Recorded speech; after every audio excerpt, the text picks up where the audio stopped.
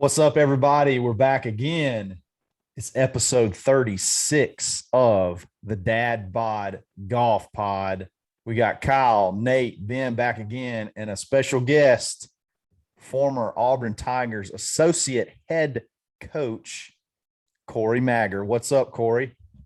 What's up, guys? Thanks for having me on the Dad Bod Golf Pod. I went and found a Schmedium T-shirt to wear to show off my Dad Bod. Yes. There you go.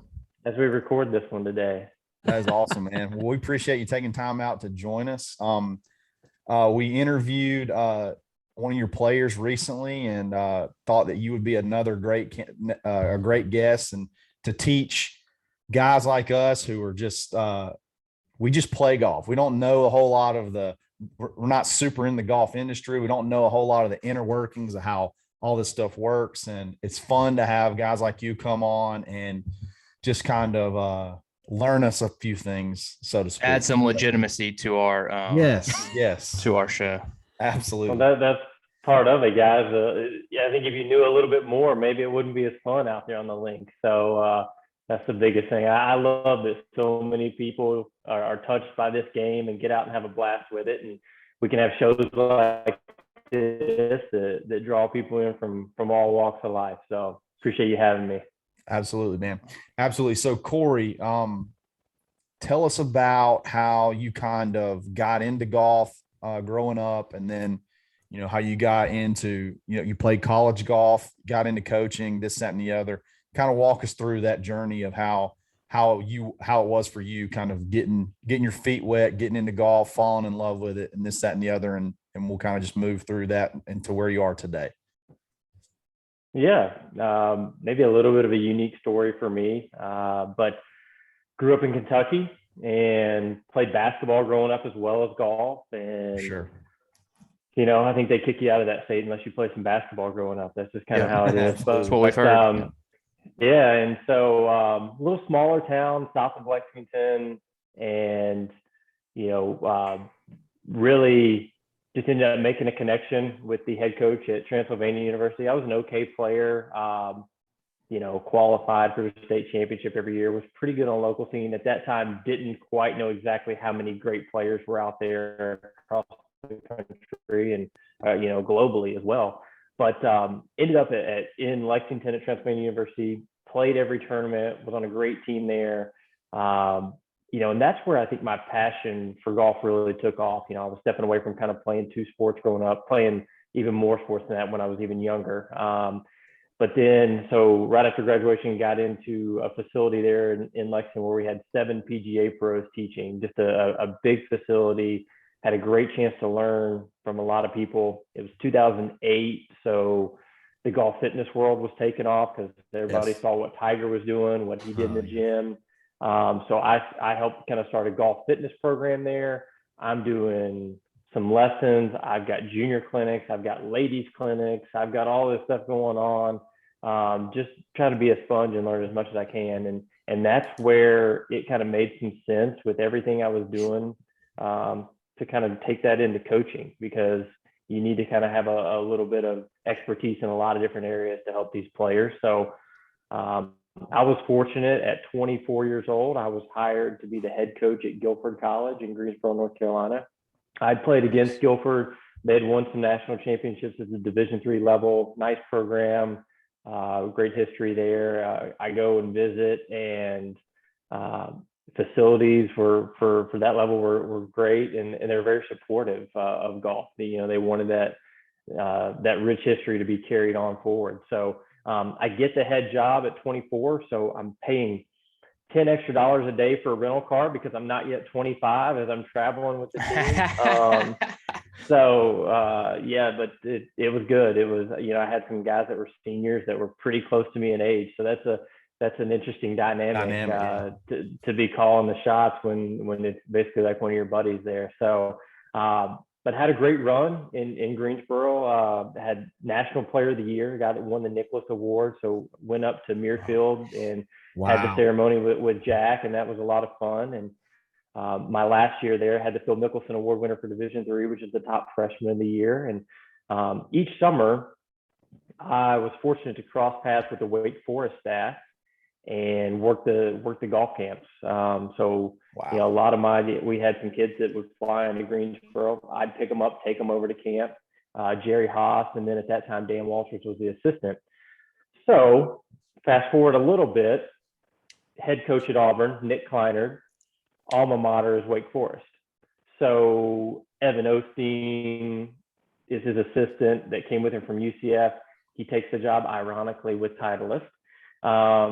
And we'll get to that later, but the opening is there. And I can remember being in the gym. This was before I embraced the dad bod as much, but I get a call from the Wake Forest staff saying, hey, I think there's an opening that would be good for you. And I think in return, they called Nick and kind of said the same thing. And, you know, came down to Auburn, met with Nick, and we started getting to know each other a little bit. And truthfully, it's like I tell the players, pay attention to kind of who you meet. It is all about who you know. And sometimes the phone rings, and it didn't stop there. And 7 years later, after being at Auburn, phone rang from the TITLEIST staff, and that has been the newest chapter in my life. That's awesome, man. That's awesome. So, like I said, you had a very successful career as a head coach at Guilford in Greensboro. I think y'all won, like, you were there for like 4 or 5 years. You won the conference title like every single year, if I'm not correct. That was one thing. That was hard and fast. Like, there's one thing we're not going to do is leave this to chance by not getting our automatic. You know, very much like basketball. You win the conference, you get your automatic ticket to the big dance, right? So that we can control, guys. We're going to make sure we do that. And we were 4 for 4 there, and had some great young men that I still text and occasionally catch up on the phone with today. But that was a good run, and you know, some great learning opportunities for me too. I look back as a young coach and laugh at maybe some of the decisions I make, but we probably all do as we look back at it. For sure.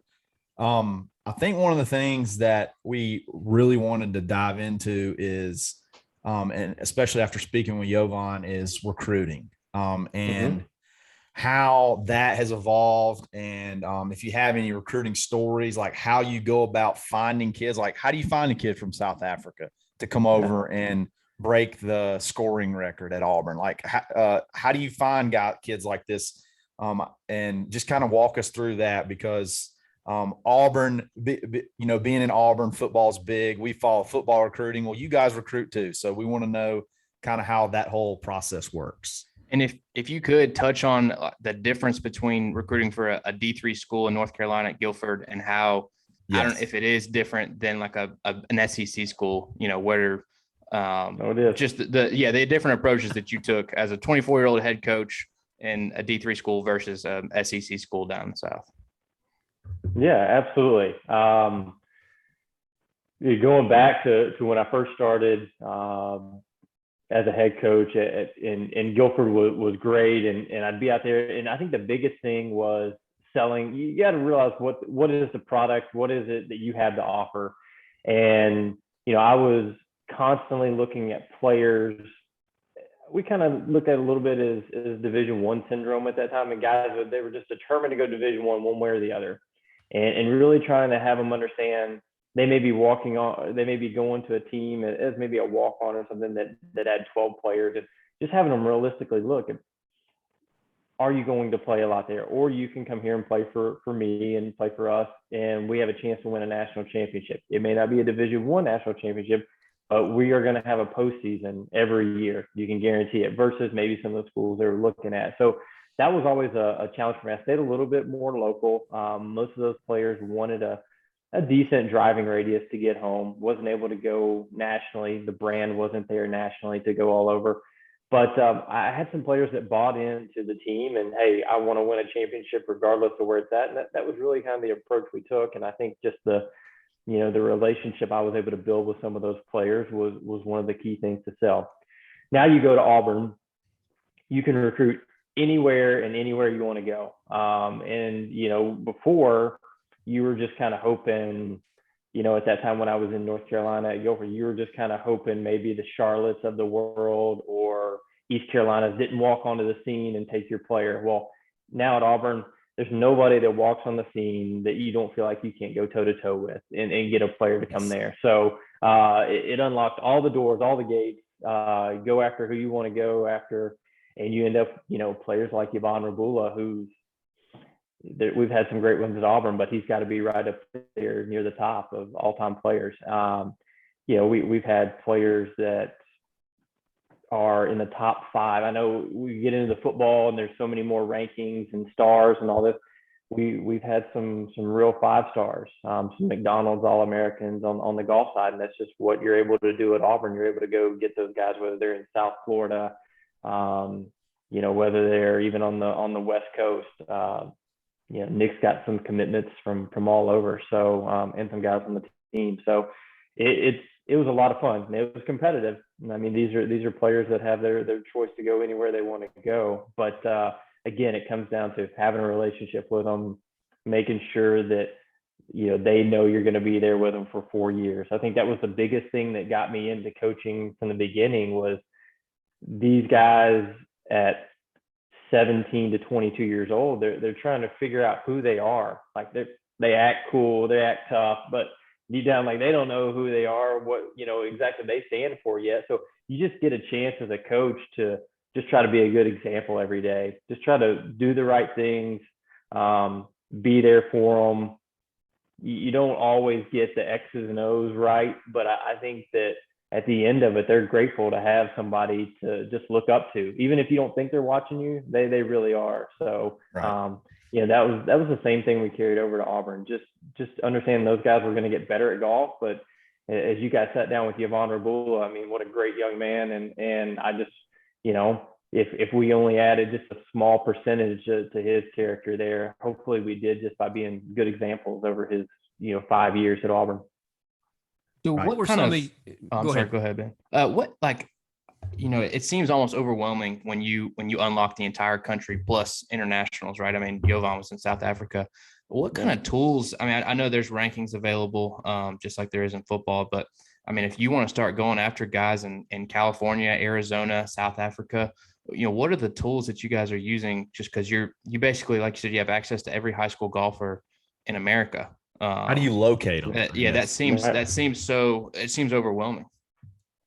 Well, I'll be honest, it's probably a little bit easier in our sport than others because we can go strictly by scores. We can look at results. We can see how they stack up. It's not a matter of who's passing somebody the ball or is the coach giving them adequate playing time or this or that. You'd be shocked in our sport.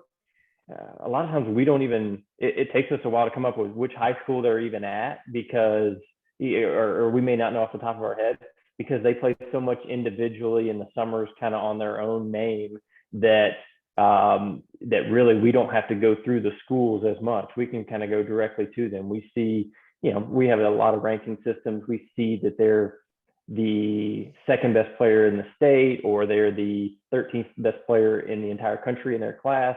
That's pretty easy. And then from there, you got to decide, like you got to have a right fit. We have 4.5 scholarships in Division I versus you look at a football team, that's much more than that, right? So we have to bat, and we only have 5 players out there in the postseason. We have to bat a very high percentage. So then you got to dig into doing your homework with the back channels of people that aren't always just going to sing their praises, but make sure they're a right fit for your program. Make sure they do the right things and they're going to be a good fit for what you're doing. So that's probably the most challenging part. I think the initial identification, now with social media and Instagram, so many golfers at a young age will post their swing. They'll post some stuff. So you're able to kind of get your eyes on them a little bit, even without being in person. But then the hardest part is digging through and the character stuff and making sure it's the right fit. Because you only have that small amount of scholarship. So you want to make sure you don't have a lot of room to mess things up year after year. So high character kids that work hard, you guys are in the community. They got to understand that sports are big there and that what they do off the course is important as well. So that's the biggest thing is turning over all those stones. Does it help the university itself being successful as a whole? Because I mean, like Jovan said, I mean, he's a little different story, but when he shows up and he sees the stadium, I mean, like you said, he's seen soccer stadiums like that. But, I would think some of these kids that, especially the internationals that get here, and you'll find it sticks out in my mind because he talked about like seeing the trucks that people drove, like everything being bigger, the wide-eyed, bushy-tailed guys. But like when they're able to see a successful program, because I've noticed Oklahoma States, the Auburns, the Alabamas, like it's the same guys that are in, winning conference tournaments and showing up in the NCAAs each and every year. I mean, you got some outliers that come in every now and then, but it seems like it's success builds upon success. No doubt about it. And, in athletic, or even, in golf, our success is definitely influenced by what the rest of the athletic department doing, and even the university. No doubt, it wasn't a lot of fun recruiting against Alabama golf when football is doing what they're doing every Saturday, and you got Nick Saban covering every sports outlet going. And so we're like, why couldn't that be anywhere else other than our tribal? So, but I think when everybody's rolling in the athletic department, it's great. So it's been a lot of fun, and I'll, we had a young man that, and I'll just kind of give you a little bit of a glimpse on some of these visits. He, a young man from Sweden, really good player. It turned out he actually left early and turned pro, but still a really good player. But at that time, he was a junior Ryder Cupper, just an elite level player, won the British Boys, which is like winning the U.S. Junior here. And he came over during an Iron Bowl. And, just to be able to have that and then to pull off a victory, just some of those things. It's just about timing and about some of the other things that the athletic department's doing. So, that we all are kind of one big team. And so we're pulling for everybody to have a lot of success, because it actually makes, I still say we a lot, but, it makes us look a little better. Absolutely.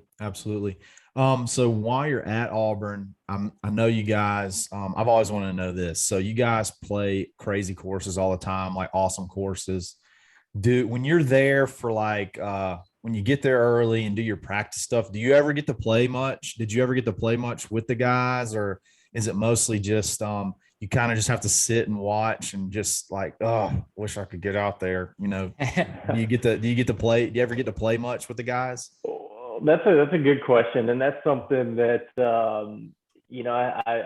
I've just gotten into a new chapter here, and we'll get to that. But it's something that I didn't do a lot of in Auburn. I don't know if it was at home. I probably could have. When we get on the road, just it's strictly kind of business with trying to learn the golf course as fast as we can, and the conditions, and try to have some sort of strategy there. But I probably could have done a little bit more at home. But you guys have seen the facility there, and it's a great spot. And I almost felt bad if I were taking my own time, like drive past some of my guys, go take my own time to go play, when I could be there with them, just catching up and just kind of shooting the bull with them, talking and kind of building a relationship. So I actually kind of fell into not playing very much at all. Now, occasionally some of those trips were not tournament based. We were able to go to, and I would dust off the clubs for those. We played some pretty sweet spots, but I was averaging 2 or 3, maybe 4 rounds a year playing golf. So it wasn't much. It wasn't much at all. But I'll admit I've played here locally. I'm in Texas now, and I didn't play this past weekend, but I played each of the 2 Saturdays before that. So I'm already off to a hot start. With this new chapter. Nice. I'm playing. So, yeah, that's awesome. Yeah, weekend warrior status. Yep. Want to get back in there and get into a little bit of a routine, because I do miss that side a little bit. But it was a different feel there. With those players being there, having access 24/7, I felt like I could do something with one of the guys every single day if I wanted to. So that was something that definitely want to get back into it a little bit more. I enjoyed, Kyle, hearing your story about competing in some of the club events. But buddy, I have this vision of possibly getting back into that one day for me. So looking forward to that. I may kick my dad out if you want to join, be my member. Yeah, there's there could be a lucrative business for you. Yeah. Be a traveling member guest guy. That would be huge. You go ahead and get that if you'll get that membership, that out of town membership, so you can take Buddy's name off of the plaque. There we go. He's got the 2 car spots. So gotta need 2 parking spots anyway. So no, he'll tell you. He told us the other one's for lease if you're interested. He doesn't have to have 2. He only needs 1. Right. So I got actually, Corey, I got a little text message, so I got to ask you about it. So apparently, when y'all went on some of these golf trips, you talked about where it wasn't necessarily to play for tournaments, but just kind of play. TPC Sawgrass was one of the courses you got to play. Is that right? Yeah. So I know where this one's going. I know I didn't. This is a mistake. So I didn't play. I didn't play that round. Let's see, I think we were on our way to play a tournament, but it was that tournament at Sawgrass Country Club was always at the back end of spring break. So we always had a few days beforehand to kind of make our way there. And one of the guys actually coached me up at the end, and he should have told me this earlier. But so of course I'm going around with the guys, and they got a little match going and trash talking. Well, then you get to 17, you get to the island green, and it's like, all right, here you go. Here's 9-iron. Here's wedge, whatever. Cold right out of there. Yeah. Lay the sod. It flies maybe 3/4 of the way to the green. Oh no. So, and then one of the guys like, Coach, he's like, you knew you were going to hit a shot. He's like, you should have been grabbing my club back on about 14, hitting a few shots, kind of getting warmed up. I'm like, you know what? That's the coach in me should have thought about that then too. Right. Preparation. Yeah, so should have hit a few going. So that's one. I'm going to get back to TPC and redeem myself on the 17th on the island green. But those trips are a blast. I think you get, you've got some significant kind of van time with the guys. Right. And I think that's the biggest thing I miss is just some of those van rides, just chatting with the guys and, just getting a little inside scoop into their life. And then they kind of open up and just ask a bunch of questions. And at the end, they're like, now I see why you and Coach kind of do what you do. That makes a lot more sense. So those are awesome. Those are some of my favorite things that I miss. But yeah, trips like that are an absolute blast. Those guys sound brutal, man. They didn't give you a breakfast ball, and they waited till 17. No. So This is the highest level. They're not going to cut you any slack, man. They're going to throw you right out there, and you're going to get somebody else's club, and you're not going to live it down. If you catch it a little heavy, and it only goes about I think 135-yard shot, and it only traveled about 100. So that's not going to get it done. Man. So that's great. Shout out to Jovan for that last. Oh, thanks, Joe. Yeah, appreciate that. yeah, he hadn't forgotten that. No, you'll be hearing that 20 years from now. That's like when they put the caddy. Now I got to get them back together, and we got to have a redemption. Yeah, that's right. Now you're playing. Redemption. Now you're playing. You can go take them down. That's all. Yeah, exactly. Yep. Now you've 4 rounds a year. I got 2 rounds under my belt now, so we're back cruising. That's awesome. So you have your associate head coach at Auburn. You have, SEC championships. You get to the NCAA, the match play in 2018. You get basically one team away. You run into the buzzsaw of Oklahoma State, possibly the greatest. How good was that team? Yeah. Possibly the greatest golf team in college history, with Victor Hovland and Matthew Wolf on the same squad. And there were some other dudes. And you got to play them on their home course. And you got to play them where they literally play every single round of every day. We discussed that a little bit on what the pod that's airing today. This one, of course, that we're recording will air tomorrow.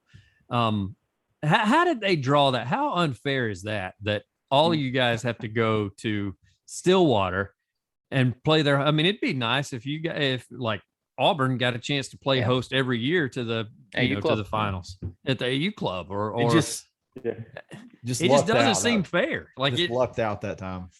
Yeah, that's you run into a couple more challenges now with venues, and not to take anything away from the venues that are there now, because the TV's involved, and the ladies are always on the front end now. So now you're asking a golf course to give up their golf course for 2 weeks.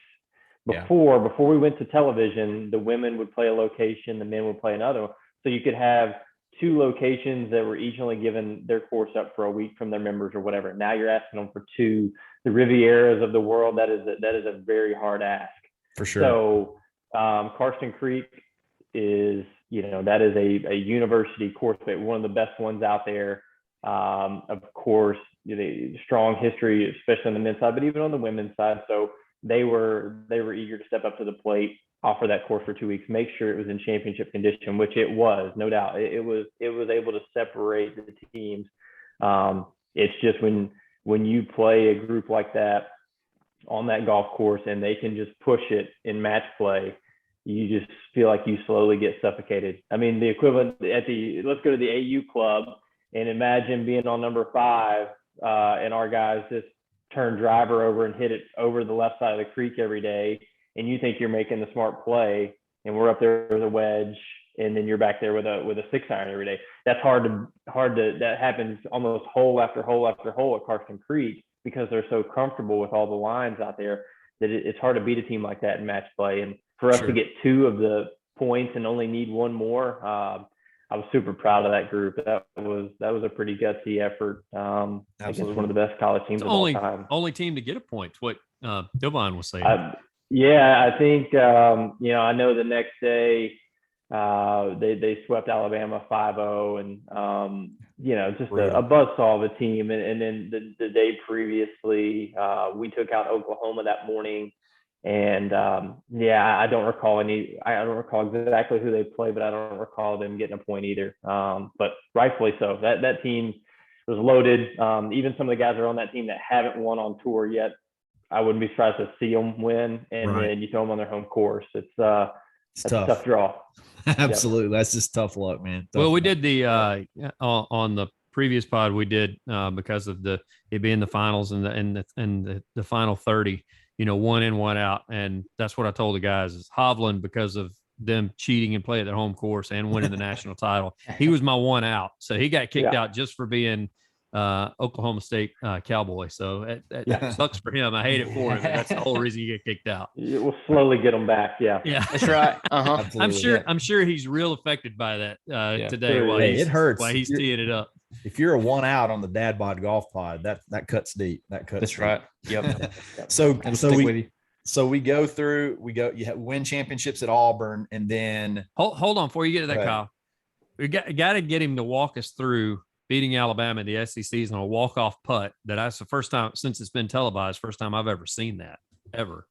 Like, what's going through the team's mind? When I'd forgotten which player's the one that made the final putt. I thought it was hilarious that not only did he walk it in, he basically called the shot while it was halfway there and started kind of lifting the putter up, pulling the tiger and letting everybody know, hey, it's going in. Right. I'll give you a little backstory here. And it's incredible. And I almost, as I think back to that day, can kind of get choked up thinking about it because it was so clutch, and it was like this plan. So we're meeting with he doesn't know this, but if he listens to the podcast, he's going to know now. But so we kind of have our group of older guys at that point. I think Yvonne is only a sophomore, but we just had this young group of freshmen come in. Brandon Mancheno is in the lineup, and Wealth Pageant's right there on the lineup, and they're freshmen, and there's always kind of ups and downs that season. But we kind of bring Trace Crow in the office, and Yvonne, and let's see, probably trying to think of may have just been those 2 guys, and 2 pretty mature guys. And Wells has played some good golf, and we're kind of right there on who we should put in the lineup. And those 2 guys didn't miss a beat, and they said, we've got to have Wells Pageant in the lineup this week. The guy's clutch, and no matter what we need out of him, he'll give it to us. And we fast forward, we're playing Alabama. And I think I fall back. So we put Wells in the anchor match, the last match. So if it comes down to the only people on the golf course, it's going to be him. And so I fall back to him on 15 green. And he cozies one up there for a 2 putt to about 2.5 feet. He's not given the putt by the Alabama player. And so he kind of pours that in, and he looks over at me. He's like, "Are you kidding me?" And it just kind of lit his fire a little bit. And so we're going on and we kind of back and forth. The kid makes an incredible, we're about to close him out on 17. The kid hits basically a 6 or 5 iron to about 1.5 feet from Alabama on 17 to extend the match. It was impressive. And we get to 18 and I'm walking with Wells Pageant. He was a freshman from Wichita, Kansas at the time. And I just saw this same rules official recently this year. And we talked about this story. So at this point, the match is back to all square, and the rules officials were walking from the tee shot to the fairway, and he says to Wells Pageant, he said, do you want to know what the playoff procedure is in the event of a tie? And Wells does not miss a beat. He turns to the rules official and he says, that's not going to be necessary. I'm going to end it right here. And and so he hits it to 20 feet. It's a downhill slider moving a little right to left. It would be the equivalent to that front pin on AU Club when you're kind of towards the middle of the green. Not the easiest putt in the world. No. And that TV camera is up high, just like it is at the telecast, and you can't see how much slope is really there. And sure enough, I've watched it 100 times. That ball is 6 feet out, and he peels out of there and starts walking towards us, and it drops. And I thought at that time, there was way more people on the green than there was. As I look at the video, there was only about 10 or 12 of us running around there, but it felt like the Iron Bowl down in the field at the time. But that was an awesome moment. We walk into the clubhouse. They have kind of a champions lunch for you because you play early that morning to get on TV. And we come back and roll tumors that afternoon, and that's a day I'll never forget. That drive back from Sea Island to Auburn is 5 hours, and it felt like it took us 45 minutes. It was just riding high, so it was a blast. I think was that a Saturday or Sunday, Corey? Sunday morning. Yeah, so that was our member guest, I believe. And we were in between matches and member guest, and it's on the TV. And so you got guys who are, already 9 holes and 10 beers in, and just the whole AU Club Pavilion just went absolutely nuts. It was awesome. I think I remember that. Yeah. Yeah. I heard that. And that honestly, that's one of that story.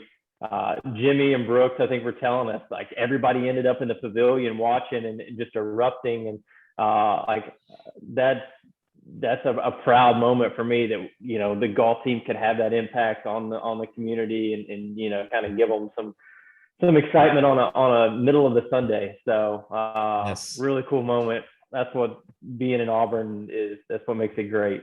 So I think I retweeted it every day for a full week. Just some of my buddies that either went to Tuscaloosa or grew up fans, just so them following me would be able to see just another little dagger each and every day.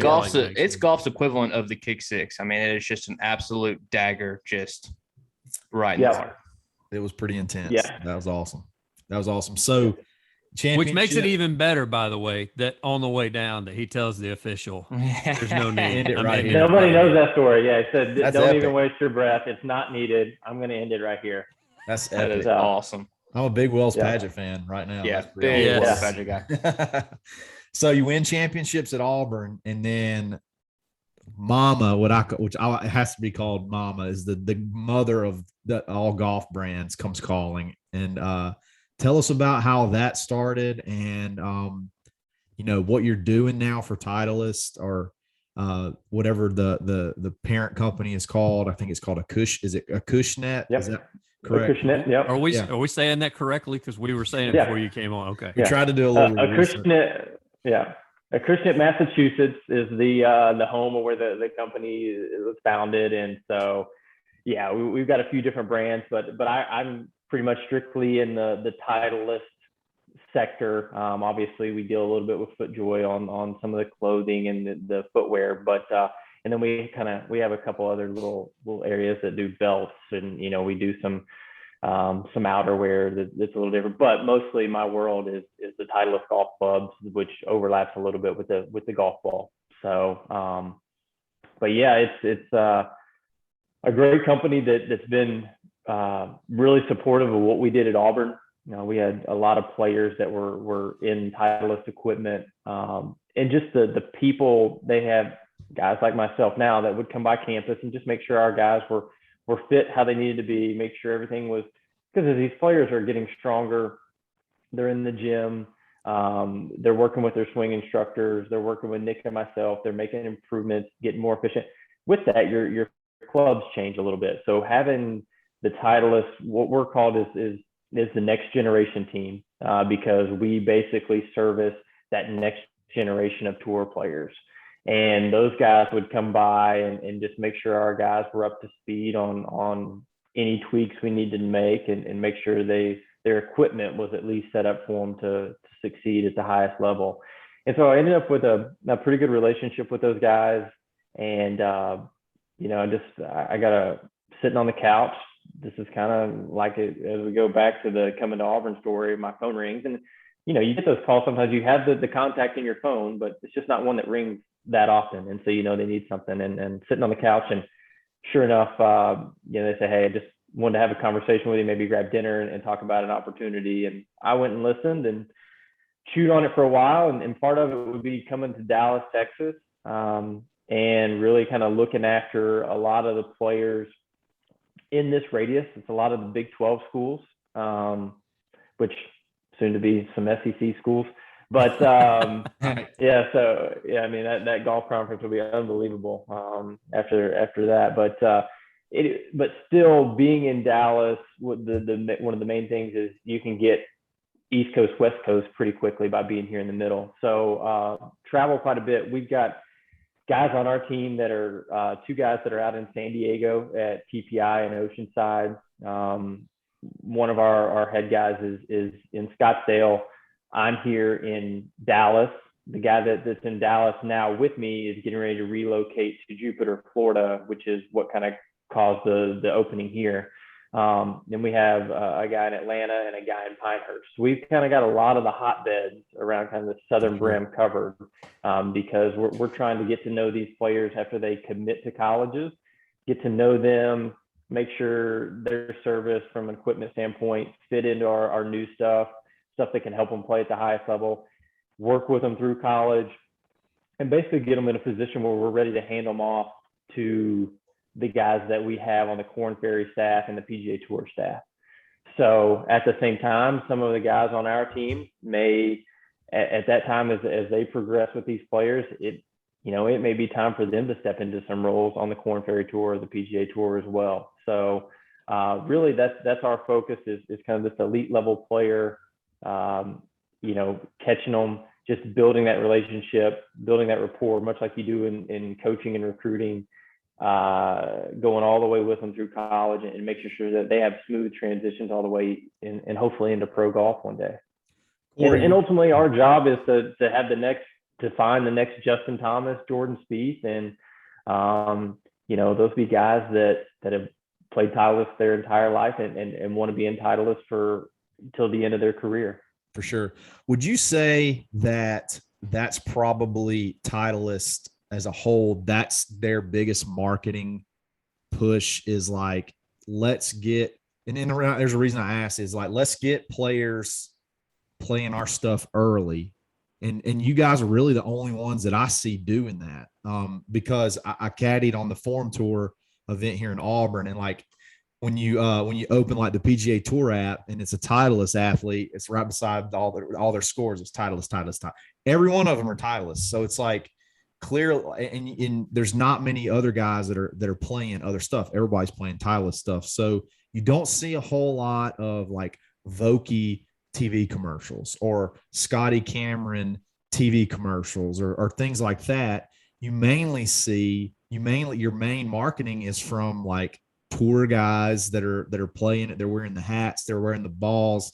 Titleist has won X amount of majors, this kind of stuff. It seems like you guys kind of pioneered this marketing model, and it's just kind of I'm a marketing guy, so it really intrigues me of how that whole setup works. Am I kind of close there? Is it? And being relatively new, I probably can't speak on all the inner workings of some of these. It's a massive company, and a lot of people contribute to it being exceptional, and it's been fantastic for a lot of years. But you're right. The product itself, our design team that puts the technology together, R&D, that does an incredible job that makes my life a lot easier.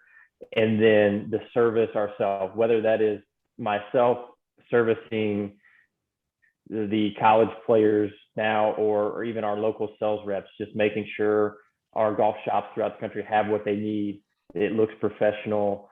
It accommodates the members that they have there. And the education to those members is there on the golf ball or whatever it may be, so that they can see improvements in their game by using our equipment. And I think it's been so good that we haven't had to do a lot of, we're not going to cover up the telecast with commercials. I think people that give us a shot realize how good our stuff is, top to bottom. And, just the taking care of everybody kind of doing their job and taking care of everybody on a service standpoint. If our R&D continues to build great stuff and the golf ball's got so many patents on it, it's hard for anybody to catch it. I mean, it's that good. Then, we don't have to really reinvent the wheel. Let's keep doing what we've been doing and do it at a high level and march on. Love it. Love it. What all did you, because we were talking, I mean, I know you got that phone call, but as I was talking to Kyle a little bit before you jumped on the call, I mean, you had the title of associate head coach, and a lot of times at the collegiate level, whether that's because I worked close at one point in time with a volleyball team and with even the softball team at Auburn. Anytime you get that title, usually that next step is either you're getting a phone call from another college to be a head coach, or the current head coach is moving on and you're taking that slot because you got that word associate. Did you struggle with that at all, going, do I want to stay in collegiate golf and be a head coach, or do I want to go down this route? Because, I mean, you're still getting to work, it sounds like, with collegiate players, which I'm sure the coaching experience helps you with that, because they probably trust you to come in and visit with their players since you've been around young men and women the entire time with your career. So walk us through that struggle a little bit, and do I do this? Do I not do this? Hey, you nailed it. And that wasn't just 1 or 2 nights of sleep deprivation, but that was I chewed on that one for a while, and and obviously knowing that it would also come with a relocation, that was challenging too. My wife and I absolutely loved it in Auburn. Loved the community there, loved everything about it, but it was difficult, and I'll say this too. Auburn was a fantastic place and an unbelievable athletic department. And you don't just leave. This is where we're a little bit different, maybe on the golf side, and you don't see it maybe with the footballs and basketballs. You don't just leave, even being an assistant associate head coach for any job, even head jobs, because sometimes you're already in a better scenario as the assistant at Auburn than you are as a head coach at some other school that maybe you see the football and basketball path take a little bit more. So already that narrows the field of where you would be willing to leave Auburn for, especially when you and your family love it, right? So those jobs that would have an interest to leave Auburn for, those are the same jobs that people have them. They want to retire in that job. Right. And if that job were to open up, there's going to be a mass amount of people that want that job as well. Very qualified people, the best of the best. No guarantees, and no doubt that as time would have gone on, I have no doubt that I would have gotten a head coaching job. Nick in Auburn put me in a great spot to be able to do that. It just really came down to this job kind of, I'll say, kind of coming out of left field a little bit for me. But as I continued to think about it, I knew they were going to hire somebody for the position. And the more I thought about everything that's in my skill set, I thought it applied really well. And I thought, if I don't take it, I may regret it a couple of years down the road that I didn't jump on this opportunity and do something a little bit different. There's so many things that are the same.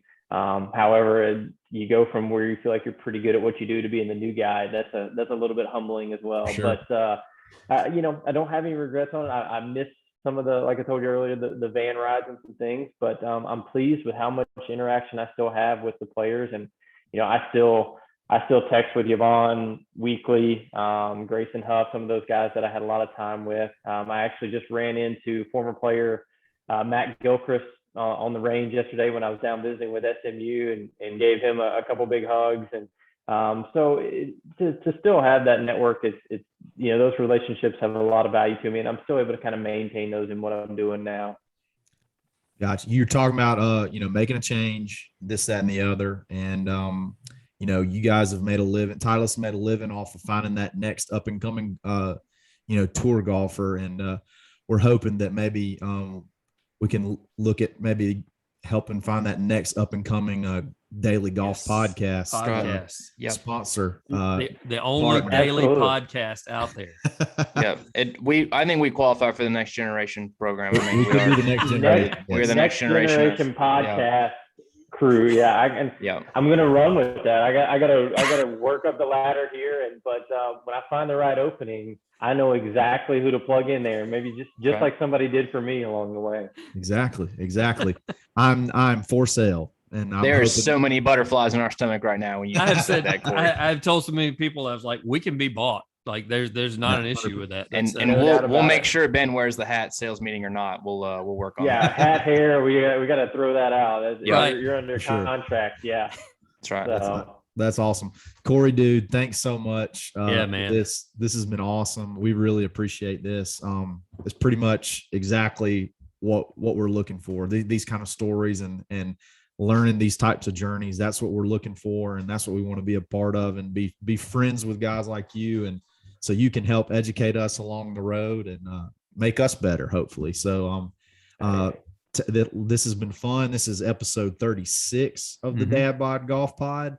And you guys are shooting up the polls, shooting up the charts, mate. We're shooting up the charts. We got to keep the momentum going. So follow us on social media, Twitter, Facebook, Instagram, Dadbod Golf Pod.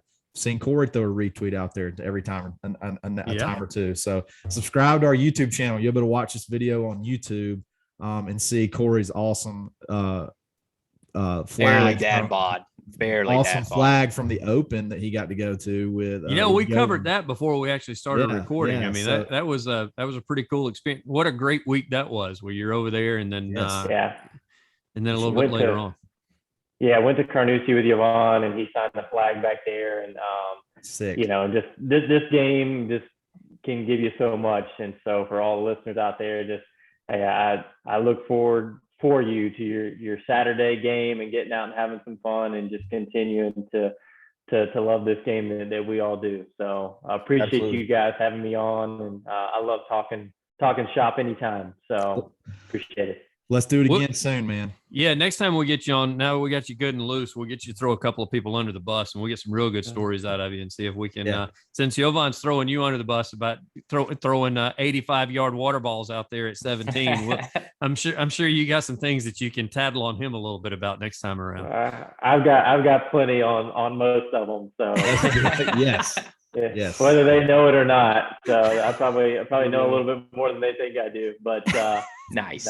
Appreciate you guys, and look forward to an encore at some point. We'll catch up and see how everything's going. So appreciate you guys. Thanks, tell Miss Maggard that my daughter says hello and that she misses her. I'll do it. Awesome. Hey, thanks, Corey. We appreciate it, man. Thanks, bud. Guys, thank you. All right. See you guys next time. Peace.